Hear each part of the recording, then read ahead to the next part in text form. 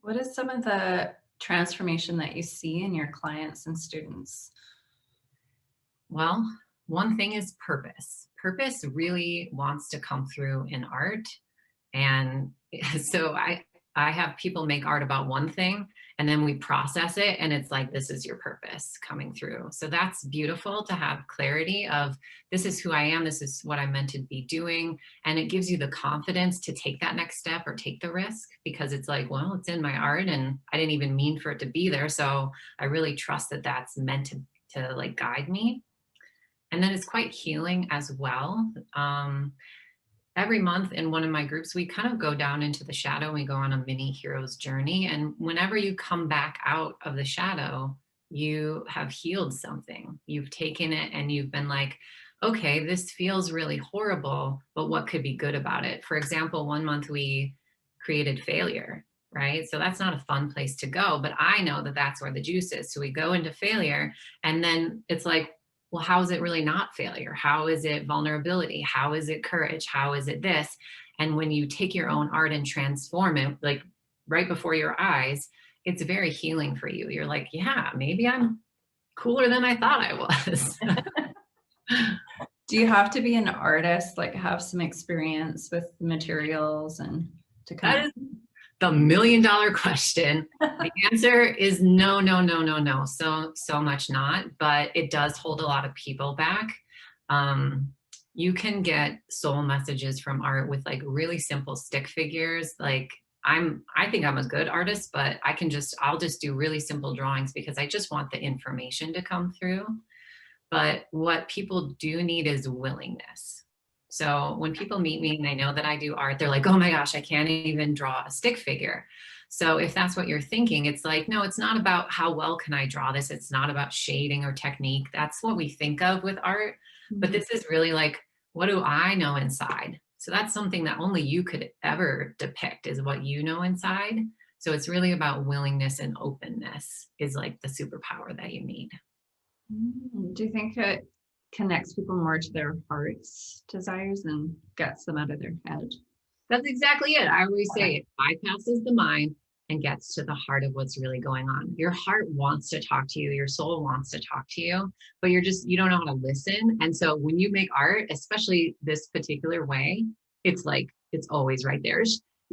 Your soul is like, yay, thank you for giving me the microphone. Oh my gosh, you must have to help people through their fears and insecurities though. Like to just listen to their heart. Sometimes that can be scary if you've been told to think a certain way or you're part of an organization where you've been programmed a certain kind of way and then all of a sudden you're asked to listen to yourself. Like, do people have problems connecting with their heart, do you think? Yeah. One of the simplest process that I do, it's not like I'm saying connect with your heart. It's again, I can make it really easy. So I would say in that process where we work with archetypes, it like comes through and you don't even have to try. So that people don't have a lot of fear there. But then I have a deeper process where I'm like having people paint their desire. And yes, there is a lot of resistance.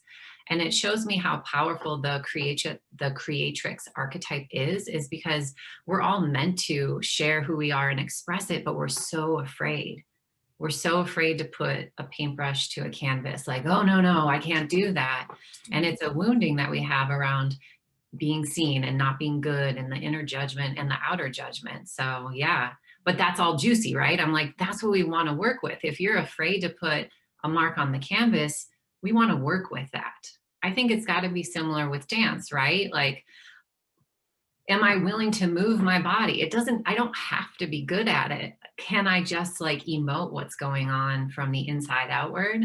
And if I'm not willing to do that, like there's a wound there, right? Because kids think about like a 2-year-old. Would a 2-year-old ever hesitate to pick up a paintbrush or to do their own dance or make up their own song? No. No, and you know that well because you have a beautiful little one. Yes.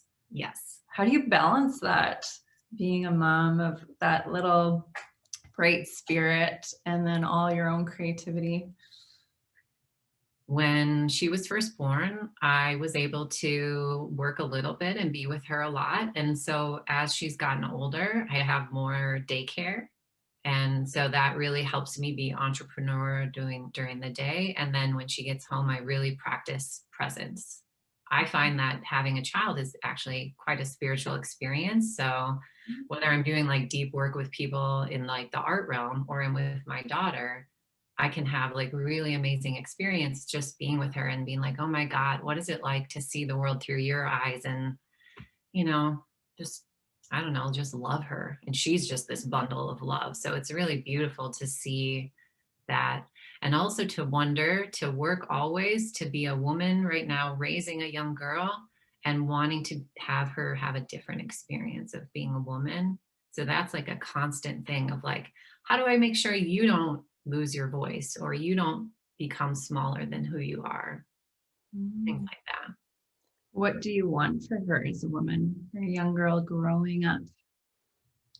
I want her to be that girl who will sing the song that she wants to sing or put the paintbrush to the paper or do the dance and feel the least amount of inhibition possible. I don't think it's possible to grow up and have none, but I want it to be the thinnest veil.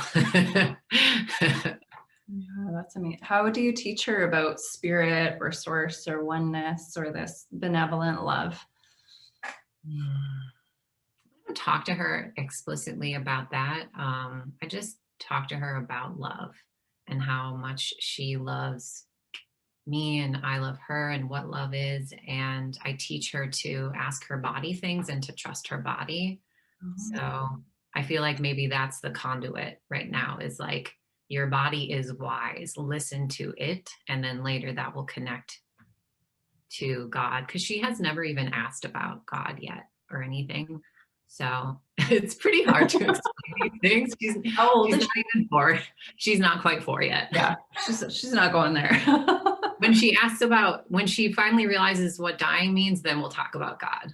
Probably. Oh, that But makes right sense. now she hasn't even asked that. So I'm like, okay, you're just like in bliss. I want you to be in bliss. Then you get that too. That's amazing.